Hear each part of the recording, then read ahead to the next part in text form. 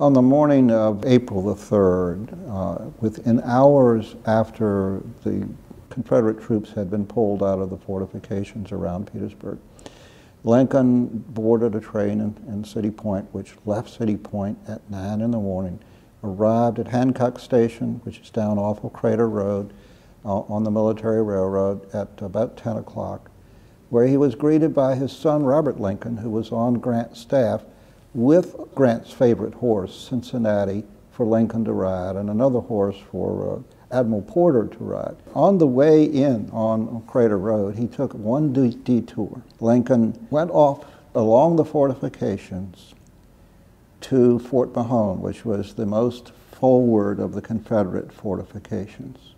And it was right across the way from what was known as Fort Hell, and actually Fort Mahone was known as Fort Damnation during the Civil War, because they were very close to each other and there was constant shooting back and forth. Lincoln knew that there had been a major battle the day before. So Lincoln knew this was the site of that battle and knew that Fort Mahone was the focus of it, and got off his horse and climbed up on the parapets of Fort Mahone. All around him were dead bodies, which are documented. Photographers followed Lincoln and they took pictures of these dead bodies that were still there at the time. He stood up on the parapet, and two of the soldiers say he was crying, weeping at that point.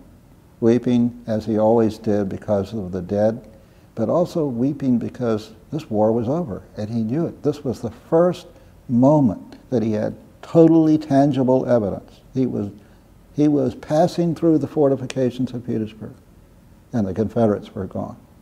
He knew that meant this war was over. He knew that meant that slavery was done for. He knew that meant the Union had been preserved.